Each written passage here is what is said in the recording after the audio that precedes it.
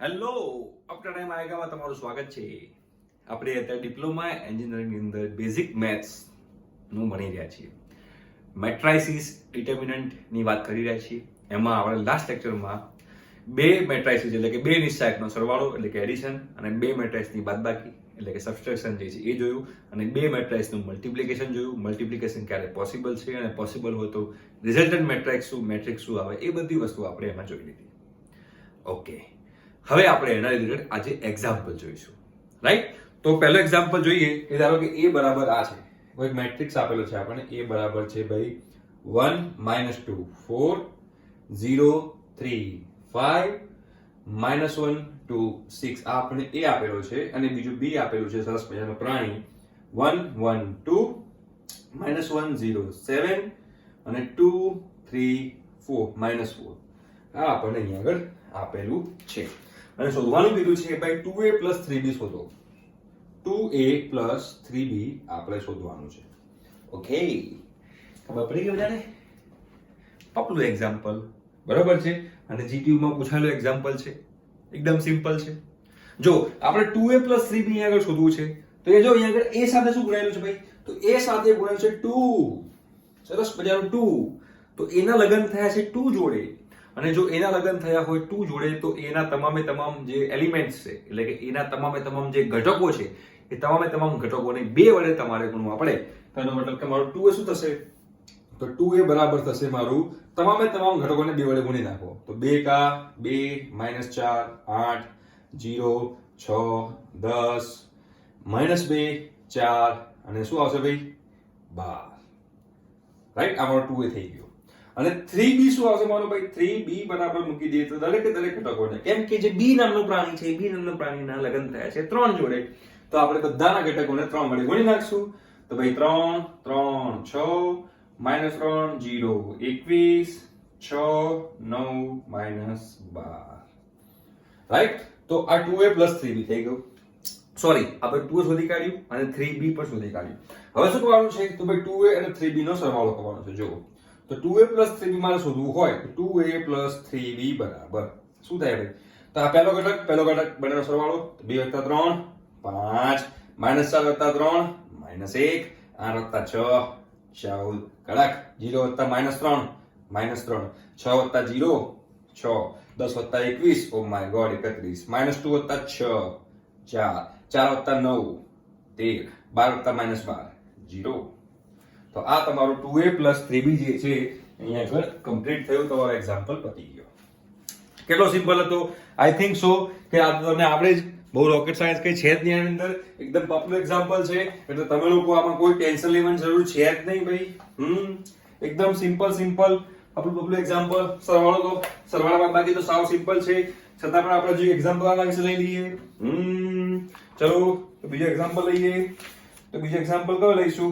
Okay, એક આપણે લીધો છે તો હવે બીજો એક લઈ લઈએ કે ભાઈ a બરાબર છે, a બરાબર લઈ લઈએ આપણે 1 3 5 -1 0 2 4 3 6 આ આપણો a છે.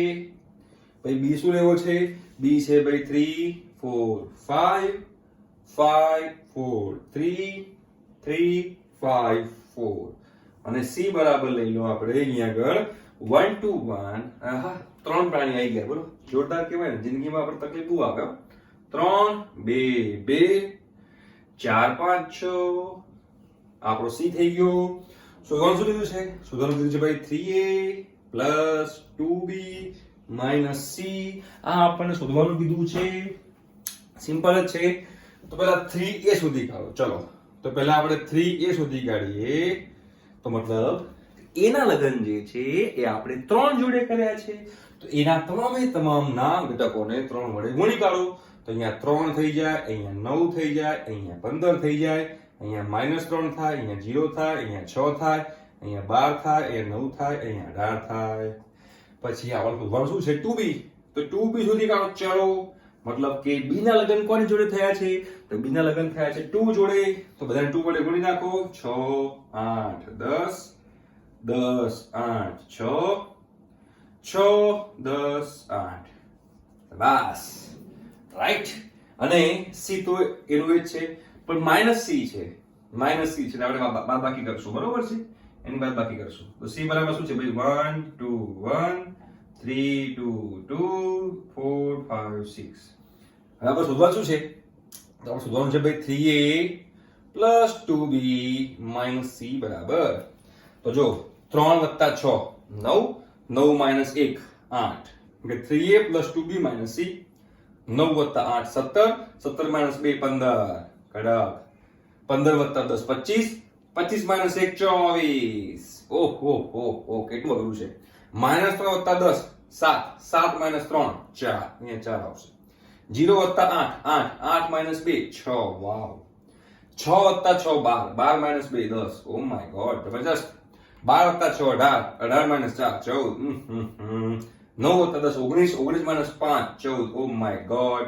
18 વત્તા 8 26, 26 માઇનસ 6 20. તો આ તમારો ફાઇનલ આન્સર થઈ ગયો ભાઈ. 2a 3a plus 2b minus c. કેટલું સિમ્પલ હતું. હવે મારા ખ્યાલથી કે મેટ્રિક્સ ની અંદર તમને સરવાળા બાદબાકી એકદમ સિમ્પલ છે, બરોબર. મારે 6 મહિનાની ટેણીયું નથી, પણ 2 વર્ષનું થઈ ગયું છે. 2 વર્ષનું ટેણીયું પણ આ સોલ્વ કરી નાખશે. તો તમે તો બહુ મહાન માણસો છો, તમે તો આ સોલ્વ કરી જ શકો, રાઈટ. તો હવે અહીંયા આગળ તમને મેટ્રિક્સ જે છે એ મેટ્રિક્સના સરવાળા બાદબાકી જે છે એ તો તમને આવડી જ ગયા. હવે વાત કરીએ ગુણાકારની. મેઇન વસ્તુ ગુણાકાર છે. જો ભાઈ સરવાળા બાદબાકી ગામને આવડે, ગુણાકાર કરી બતાવો તો હું માનું કે ના બરોબર છે ભાઈ, ગુણાકાર ટકા ગવો જોઈએ, હે ને. તો જો ગુણાકારનો આપણે એક્ઝામ્પલ લઈએ. ચલો, તો પહેલા આપણે ગુણાકારનો આપણે એક્ઝામ્પલ લઈએ, પણ એના કરતા પહેલા જો આપણે એક લઈ લઈએ. હા, શું કીધું છે આપણે? બીજો એક્ઝામ્પલ લઈ લઈએ જે સારો થોડોક વધારે ડિટેલમાં તમને પૂછતા હોય તો આપણે છે ને તમને લોકોને તકલીફ ના થાય, બરાબર. બીજો એક્ઝામ્પલ છે સારો છે એટલે લઈ લઈએ પહેલા આપણે. a બરાબર અહીંયા આપણે મેટ્રિક્સ લઈ લઈએ 1 2 0 -3 2 8, અને b બરાબર શું છે ભાઈ? તો b બરાબર છે 5 6 3 -2 3 2. એક આ છે, અને એવું કીધું છે 3 બ્રેકેટમાં x plus b plus 5a બરાબર 0. આવું છે, આવું આપણને સમીકરણ આપેલું છે, અને એ સમીકરણમાં આપણને કીધું છે કે ભાઈ x શોધો, x શોધો એવું આપણને કીધું છે ભાઈ. આ સમીકરણમાં તમારે x શોધવાનું છે. તો હવે x શોધવું છે તો સિમ્પલ તમે પહેલા આને x ને કરતા બનાવો. કેવી રીતે કરતા બનાવશો? તો 3x વત્તા b અહીંયા મૂકું તો આ -5a થાય કે ના થાય? -5a થાય. જો -5a આ બાજુ ગયું માઈનસ. હવે 3 જાય નીચે, તેનો મતલબ શું થયું કે ભાઈ x પ્લસ b બરાબર -5/3 ગુણ્યા a. તો x બરાબર શું થયું? તો -5/3 minus b, sorry -5/3 a minus b. આવું થાય કે ના થાય? બસ. તો હવે મતલબ કે a ને તમારે કોના વડે ગુણવાનું? તો a ને તમારે ગુણવાનું -5/3 વડે. તો -5/3 એ કરો, -5/3 a. તો બધા ઘટકોને -5/3 વડે ગુણો તો પહેલો ઘટક શું થાય? -5/3. બીજું શું થશે? -10/3. ત્રીજો 0. સમજાય છે? બધા ઘટકોને -5/3, કે અહીંયા આગળ -5/3 છે ભાઈ, તો બધા ઘટકોને હું -5/3 વડે ગુણી નાખું તો અહીંયા શું બચશે? +5 બચશે. અહીંયા -10/3, અહીંયા આગળ -5 એટલે -40/3, રાઈટ. આ તમારો આ થઈ ગયું, અને એ માઈનસ બી છે, તો માઈનસ બી શોધી કાઢો. માઈનસ બી બધાને માઈનસ વડે ગુણી નાખો. -5 -6 -3 2 -3 -2. બસ આ બંનેનો કરી નાખો સરવાળો. તો -5/3 અને -5 કેટલા થાય? -5/3 -5. એલસીએમ લો 3 -15 -20/3, રાઈટ. તો પહેલો તમારો આવશે અહીંયા આગળ -20/3. -10/3 -10/3 -6, તો -18 -28/3 થશે. -28/3. 0 -3 -3. 5 + 2 7. -10/3 -10/3 -3 -19/3 -19/3 -40/3 -2 તો -46/3.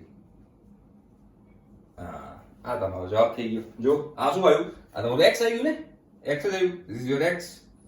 તમને x શોધવાનો કીધો તો આપણે x શોધીને તમારી સમક્ષ મૂકી દીધો.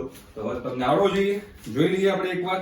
કે ભાઈ આમાં કોઈ રકમમાં આપણે કોઈ જે આન્સર છે એ આન્સરમાં કે દાવ પાણી ડોટ કોમ કર્યો નથી ને, એ આપણે એકવાર જોઈ લઈએ એટલે ખબર પડી જાય. બરાબર છે, -20/3. હા બરાબર છે, બરાબર છે, બરાબર છે, બરાબર છે, બરાબર છે.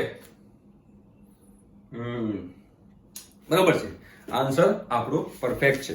રાઈટ. તો હવે તમને ખબર પડી ગઈ અહીંયા આગળ કે જો ચેક કરો તો આપણો x અહીંયા આગળ મળી ગયો છે. સિમ્પલ છે, તમને આવડ્યું હશે કે તમારે શું કરવાનું હતું, અહીંયા સમીકરણ હતું, આપણે એમાં x ને કરતા બનાવી કાઢ્યા અને x માં જે હતું એ આપણે પ્રક્રિયા કરી નાખી એટલે આપણે x મળી ગયો. x પોતે એક નિશ્ચાયક જ છે.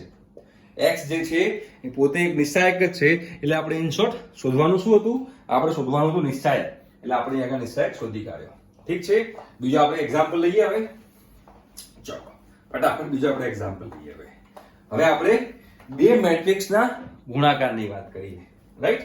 બે મેટ્રિક્સના ગુણાકારની વાત કરી લઈએ એટલે આપણને મજા આવી જાય ફટાફટ.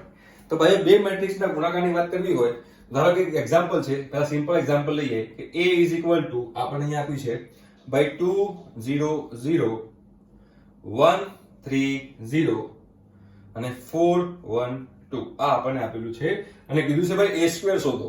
Find a square. a square આપણે શોધવાનું કીધું છે. બરોબર છે. તો આપણે a સ્ક્વેર આપણે શોધવાનું કીધું છે, તો મતલબ કે a ના પોતાના ને પોતાના જો લગન કરવાના છે, તો પોતાના અને પોતાના જો લગન કરવા હોય તો એનો મતલબ કે આ બંનેનો આપણે ગુણાકાર કરી નાખીએ ફટાફટ. તો ભાઈ 2 0 0 1 3 0 4 1 2 ઇન્ટુ પાછું એનું મૂકી દો 2 0 0 1 3 0 4 1 2. જો આ પણ 3/3 નું મેટ્રિક્સ છે અને આ પણ 3/3 નું મેટ્રિક્સ છે, એટલે કે આ ત્રણ અને આ ત્રણ બે સરખા છે, મતલબ કે આ બંનેનો ગુણાકાર મલ્ટીપ્લિકેશન શક્ય છે. અને આ બંનેને ઉડાડી દઈએ તો રિઝલ્ટ શું મળશે, તો એ પણ 3 3 મળશે, એટલે કે 3/3 નું મેટ્રિક્સ બનશે. એટલે કે આ બંને તમે ગુણાકાર કરશો તો ગુણાકાર પણ 3/3 નો જ આવશે.